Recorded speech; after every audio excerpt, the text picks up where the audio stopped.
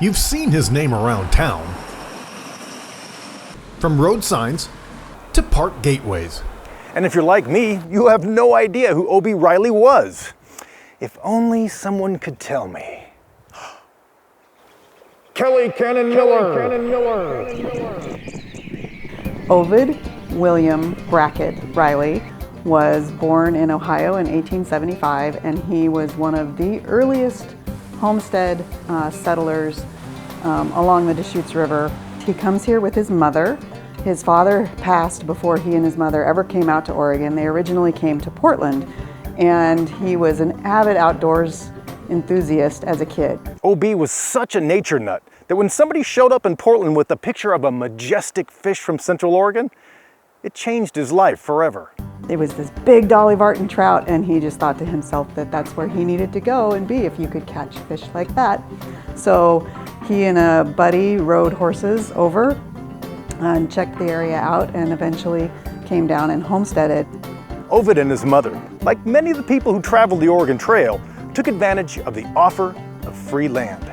So it was the Donation Land Act that is in existence from the 1850s all the way up until, most people don't realize this, the last official homestead claim happened in Alaska in 1975. O.B. took up ranching, which actually made him a decent living. It also gave him a chance to feed the people of his former home. Stockmen would come down from the Dalles and buy up cows for $25 to $26 per head, and then him and several other ranchers would, as a group, herd their cattle up to the Dalles to be sold and sent off to feed the city of Portland. And in fact, it was a trip to that former home when Ovid William Brackett Riley came face to face with the future. One of the fun things that the Riley family did is in 1905, they loaded up a horse and buggy and went to Portland for the Lewis and Clark exposition. And as they were coming over Mount Hood, they ran into a brand new Rio car, REO Speedwagon. Wait, did she just say REO Speedwagon? No, not that REO Speedwagon. This REO Speedwagon.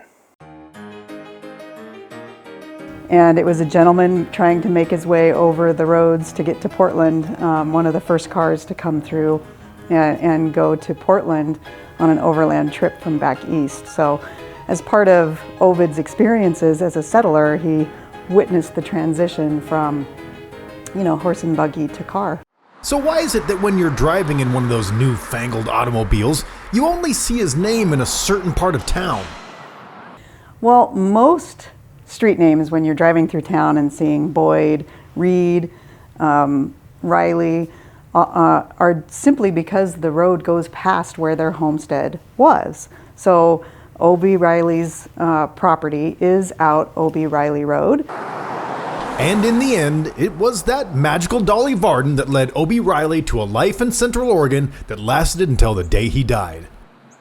Ovid homesteaded for many years, but then after about 20 years, he moved into Bend and went to work for Shovel & Hickson in the offices of Shovel & Hickson, where he worked until it closed in 1950. And after that, he lived a retired life. And that kind of sounds like my plan for Central Oregon, too. Thanks for the inspiration, O.B. For Central Oregon Daily News, I'm meteorologist Scott Elmas.